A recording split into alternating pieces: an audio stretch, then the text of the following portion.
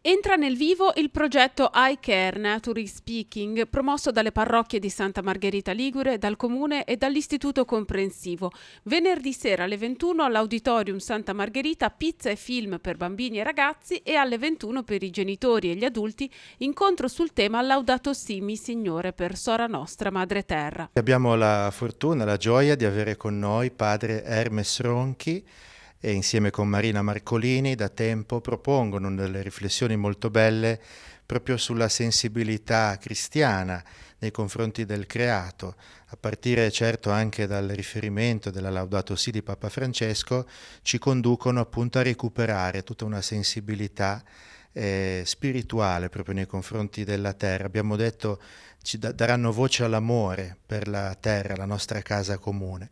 Il 6 marzo poi arriveranno a Santa Margherita Don Maurizio Patriciello e alcune mamme della Terra dei Fuochi per dare voce al grido di una terra ferita che chiede rispetto e tutela. Ma il progetto si articola anche in un concorso proposto ai ragazzi di quarta e quinta elementare della scuola media. I ragazzi negli altri anni realizzavano un video, un disegno o un testo, un racconto. Quest'anno invece gli chiediamo di impegnarsi a progettare un'attività per la salvaguardia ambientale. I vincitori, 3 per le medie e 3 per le elementari, parteciperanno ad un viaggio nella Locride alla fine dell'anno scolastico. Ogni anno il viaggio ha cercato di portare i ragazzi a contatto con una realtà distante dalla nostra, in modo da aprire un po' loro gli occhi che il mondo non è racchiuso all'interno dei confini del comune in cui risiedono. Stringente la collaborazione fra parrocchie, scuola e comune per questo progetto. In biblioteca c'è una mostra libraria dal titolo A come ambiente.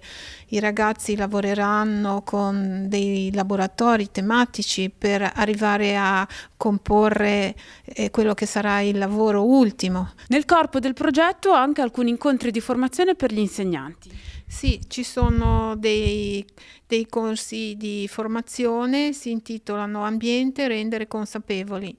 Non si è mai troppo piccoli per cambiare il mondo e il percorso si sviluppa attraverso spunti offerti dalla letteratura contemporanea per bambini e ragazzi a cura della rivista Andersen.